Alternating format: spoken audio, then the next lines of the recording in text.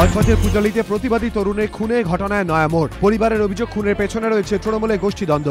শুক্রবার স্থানীয় মেলার মাঠে জুয়া ঠেকের প্রতিবাদ জানিয়ে খুন হন বছর 18 শেখ মফিদুল। অভিযোগ, মেলার উদ্যোক্তারা স্থানীয় তৃণমূল কাউন্সিলর ও পূজালি পুরসভা তৃণমূলের চেয়ারম্যানের গোষ্ঠীর লোক। মৃতের পরিবারের দাবি, অভিযুক্ত আক্রম তৃণমূলেরই অন্য গোষ্ঠীর আশ্রিত দুষ্কৃতী। জুয়া ঠেক নিয়ে তৃণমূলের দুই গোষ্ঠীর বিবাদের জেরেই মফিদুলকে খুন হতে হয় বলে পরিবারের অভিযোগ। যদিও তৃণমূল পরিচালিত পূজালি পুরসভার চেয়ারম্যানের দাবি, তৃণমূল এই ঘটনার সঙ্গে যুক্ত নয়। বামেরা যাতে শিলিগুড়িতে পুরো বোর্ড গঠন করতে না পারে সেজন্য চক্রান্ত হচ্ছে। সে কারণেই নতুন পুরো বোর্ড গঠনের জন্য বিজ্ঞপ্তি জারি করতে উদ্যোগী নয় রাজ্য সরকার। অভিযোগ অশোক ভট্টাচার্যর। এই পরিস্থিতিতে অবিলম্বে শিলিগুড়িতে পুরো বোর্ড গঠনের জন্য বিজ্ঞপ্তি জারির দাবিতে আগামী বৃহস্পতিবার পথে নামছে বামেরা।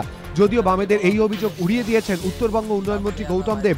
তাঁর বক্তব্য, যথাসময়ে বিজ্ঞপ্তি জারি হবে। একই সঙ্গে তাঁর অভিযোগ, শিলিগুড়িতে অশান্তি ছড়ানোর চেষ্টা করছেন অশোক ভট্টাচার্য।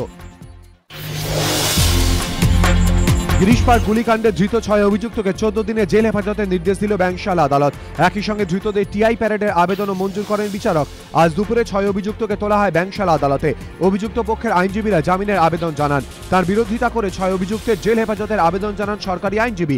একই সঙ্গে অভিযুক্তদের শনাক্ত করতে টিআই প্যারেডের আবেদনও জানানো হয়। সওয়াল জবাব শেষে অভিযুক্তদের আগামী 16 মে পর্যন্ত জেল হেফাজতে পাঠানোর নির্দেশ দেয় আদালত। মঞ্জুর হয় টিআই প্যারেডের আবেদন।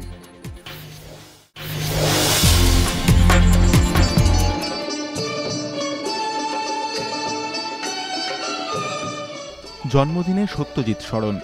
সত্যজিৎ রায়ের 94তম জন্মদিন উপলক্ষে 11 নম্বর বিশপ লেফ্রয় রোডের বাসভবনে সকাল থেকেই গুণমুগ্ধদের ভিড়।